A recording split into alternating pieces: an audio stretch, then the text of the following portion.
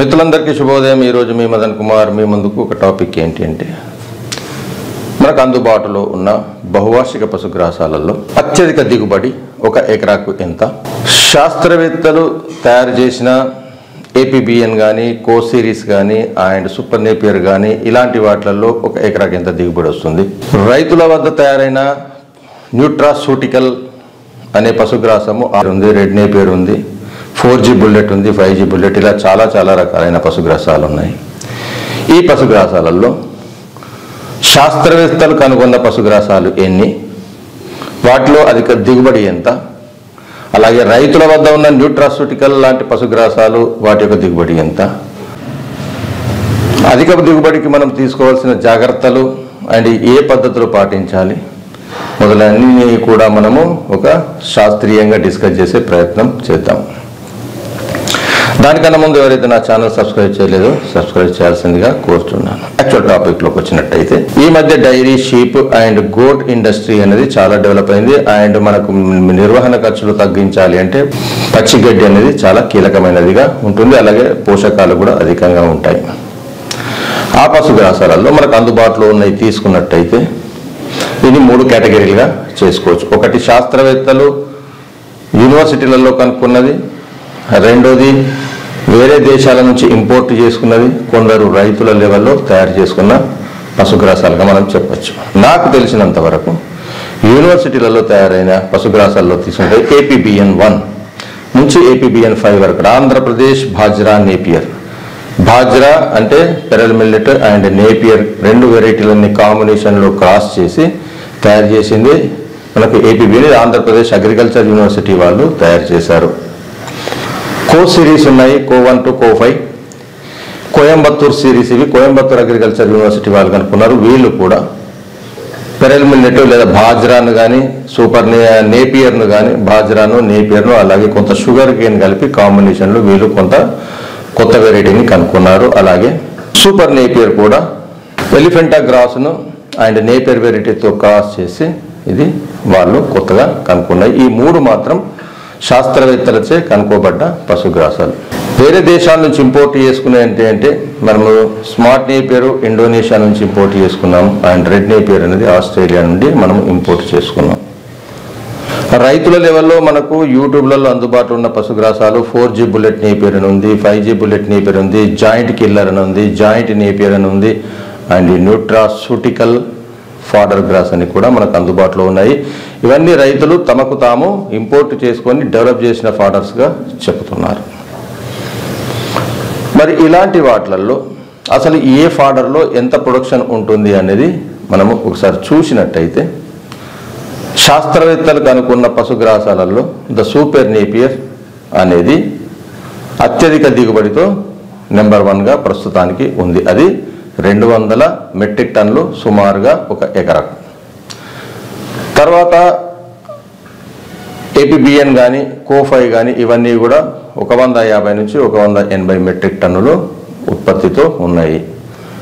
Smart Napier, red Napier import చేసుకున్న పశుగ్రాసాలు ఇవి మనకి 60 నుంచి 100 మెట్రిక్ టన్నుల లోపే ఒక ఎకరాకు ఉత్పత్తి ఉంది. ఫార్మర్స్ లెవెల్లో తయారైన న్యూట్రాసూటికల్ ఫాడర్ గ్రాస్ మాత్రము 3200 మెట్రిక్ టన్నుల వరకు కూడా ప్రొడ్యూస్ చేస్తున్నాము అని చెబుతున్నారు.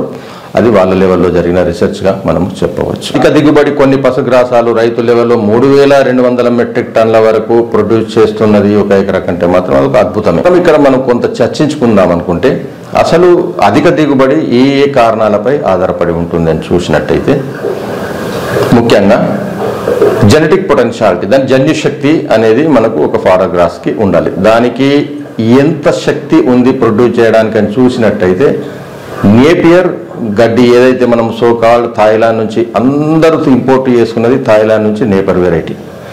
ఆ నేపియర్కి రకరకాల పశుగ్రాసాలు ఇండియన్ వెరైటీలు కలిపి క్రాస్ చేసి కొత్త వెరైటీలు తయారు చేస్తున్నారు.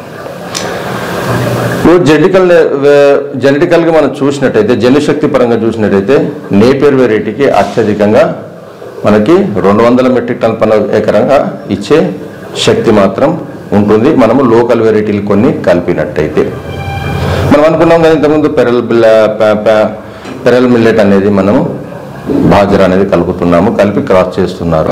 అన్ని వెరైటీలు మనం ఇప్పుడు చెప్పుకున్న లిస్ట్ అంతా కూడా బేస్ అనేది మాత్రం నేపియర్ వెరైటీ కాబట్టి సుమారుగా అన్నిటికీ అటు ఇటుగా 200 మెట్రిక్ టన్నుల వరకు ఉంటుందని మనం శాస్త్రవేత్తలు చెప్పిందని చెప్పుకోవచ్చు. నేను చెబుతున్నది ఏం కాదు, ఇది శాస్త్రవేత్తలు ఈ రోజు వరకు కనుక్కున్నది. అత్యధికంగా మనం ఇన్ఫ్లుయెన్స్ చేయడానికి, ఇంకా అందులో శాస్త్రవేత్తలు కనుక్కున్న దానికి మనం ఇంకా కొంత ఎక్కువ దిగుబడి చేయాలి అనుకున్నప్పుడు 10 నుంచి 25% వరకు ఇక దిగుబడి మనము పొందే అవకాశం ఉంటుంది, ఎప్పుడైతే మనము ఈ కింది విధానాలలో కొంత జాగ్రత్తలు తీసుకున్నట్టయితే. గడ్డి పెంచే భూమి చాలా ఫెర్టైల్, సారవంతమైనదిగా ఉంటే కొంత దిగుబడి అధికంగా వస్తుంది. అలాగే కలుపు మొక్కలు లేకుండా చూసుకోవడము, సరైన టైంలో ఎరువులు వేయడం అండ్ నీటి వసతి సరిగా ఉన్నట్టయితే ఒక 25% అదనంగా దిగుబడి వచ్చే అవకాశం ఉంటుంది.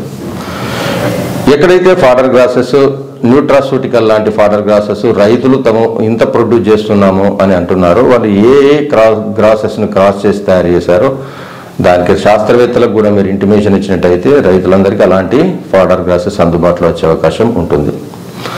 అవి రికగ్నైజ్ చేయబడలేదు కాబట్టి ఇలాంటి ఫాడర్ గ్రాసెస్ కొన్ని రికగ్నైజ్ చేయబట్టి మీరు ఒకవేళ గూగుల్ లాంటి దానిలో సెర్చ్ చేసినప్పటికీ కూడా మీకు అలాంటి ఇన్ఫర్మేషన్ అందుబాటులో ఉండకపోవచ్చు. అందువల్ల రైతులు ఇలా వాళ్ళు ప్రొడ్యూస్ చేసిన వాటిని శాస్త్రవేత్తల వరకు తీసుకొచ్చినట్టయితే అది కూడా మనకు సమాచారము అందరికీ అందుబాటులో ఉండి ఎక్కువ ప్రాచుర్యం పొంది రైతులకు లాభము అయ్యే అవకాశం ఉంటుందని నా యొక్క చిన్న ఆలోచన. మరి పోషకాలకు సంబంధించి చూసినట్టయితే ఏ నేపియర్ వెరైటీని క్రాస్ చేసిందైనా, ఇప్పుడు మనం సోకాలు చెప్పుకున్న పెద్ద లిస్ట్ ఉంది కదా, ఏపీబిఎన్ కోవన్, super napier, red napier, smart napier, 4G bullet, 5G bullet, giant napier, nutraceutical, ఇలా ఏ ఫాడర్ మనం తీసుకున్నప్పటికీ కూడా పోషకాలు చూసినట్టయితే అన్నిట్లో కూడా మనకి 15 to 18% క్రూడ్ ప్రోటీన్ ఉంటుంది, డ్రై మ్యాటర్ 20% అండ్ 80% నీరు ఉంటుంది. అన్నీ కూడా సుమారుగా 12 నుంచి 15 ఫీట్ల హైట్ వస్తాయి. ఆకులు 100 నుంచి 120 సెంటీమీటర్లు ఉంటాయి. అండ్ ప్రతిదీ మొదటి 90 రోజులకు మొదటి కోత వస్తుంది, 60 నుంచి 70 రోజులకు రెండవ కోత వస్తుంది. ప్రతి కటింగ్కు శాస్త్రవేత్తల ప్రకారం సుమారుగా 30 నుంచి 30 మెట్రిక్ టన్నులు ఒక కటింగ్కి వస్తుంది. సుమారు 6 నుంచి 7 కటింగ్లు మనం తీసుకోవచ్చు. 70 రోజులు 60 నుంచి 70 రోజులకు ఒక కోత తీసుకున్నట్టయితే 180 నుంచి 200 మెట్రిక్ టన్నులు వచ్చే అవకాశం ఉంటుంది. మరి ఒక చర్చా వేదిక ఉంది, పోషకాలలో కాకుండా యాంటీ పోషకాలైన ఆక్సలేట్స్ సమస్య ఏంటి అని. అన్ని నేపియర్ వెరైటీలలో మనకు ఆక్సలేట్స్ సమస్య, ఆక్సలేట్స్ అనేవి అన్నిటిలో ఉంటాయి, కానీ అది డేంజర్ లెవెల్కు ఉందా లేదా అనేది ఇక్కడ ఇంపార్టెంట్ పాయింట్.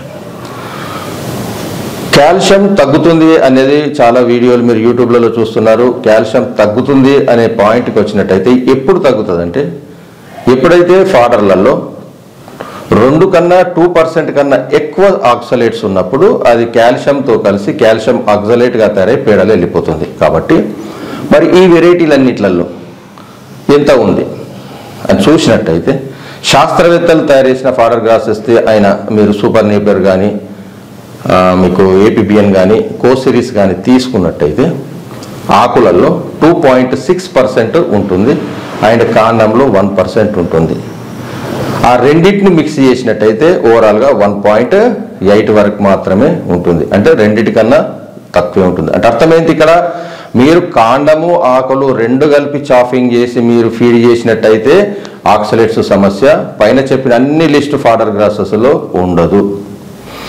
ఎప్పుడైతే మీరు కాండం ముద్రకుండా 40 రోజులు 50 రోజుల కోసి వేస్తారో అప్పుడు ఆకులు ఎక్కువ ఉంటాయి కాబట్టి ఆక్సలేట్స్ మాత్రమే మీరు ఫీడ్ చేస్తారు, దానివల్ల కొంత కాల్షియం నష్టం జరిగే అవకాశం ఉంటుంది.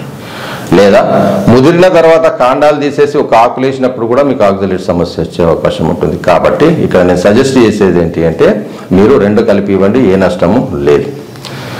లేదా మీరు హై ఈల్డర్స్కి మేము ఎక్కువ ఫాడర్ గ్రాస్ వాడుతున్నాము సూపర్ నేపియర్ అనుకున్నప్పుడు కొంత కాల్షియం ఎలాగో మీరు ఇస్తారు హై ఈల్డర్స్కి, దాంతోపాటు కొంత 10 గ్రాములు అదనంగా ఇచ్చినట్టయితే 10 ml మీకు ఈ సమస్య ఉండకపోవచ్చు.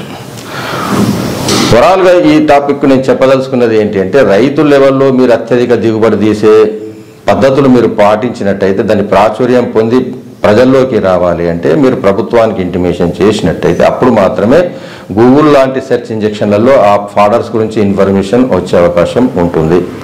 అప్పుడు మీకు కూడా పేరు వస్తుంది, మీరు కూడా ఫీల్డ్ లెవెల్ శాస్త్రవేత్తలుగా మీరు అవార్డులు రివార్డులు ప్రభుత్వం నుంచి అందుకునే అవకాశం ఉంటుంది. కాబట్టి దానికి చట్టబద్ధత కల్పించుకోవాల్సిందిగా వీలైతే నా ఒక చిన్న సలహా సూచన మాత్రమే, ఇది కంపల్సరీ చేయాలనేమి కాదు, అది మీకు ఒక చిన్న సజెషన్ ఇస్తున్నాను. ఇప్పుడు న్యూట్రాస్యూటికల్ లాంటి మీరు ఫాడర్ గ్రాసెస్ నుంచి మీరు సెర్చ్ చేసినట్టయితే ఏ సెర్చ్ ఇంజెక్షన్లో కూడా దాని గురించి ఇన్ఫర్మేషన్ మీకు దొరకదు, ఎందుకంటే అది రైతు లెవెల్లోనే ఉండిపోయింది. అది ఎప్పుడైతే చట్టబద్ధత శాస్త్రీయంగా ప్రభుత్వం లెవెల్లో ఉంటుందో వాటికి మాత్రమే మీకు వచ్చే అవకాశం గూగుల్ లాంటి వాటిల్లో ఉంటుంది. ఇదండి మన టాపిక్. మరొక మంచి టాపిక్ మీ ముందుకు వస్తానని తెలియజేస్తూ మీ మదన్ కుమార్. Thank you.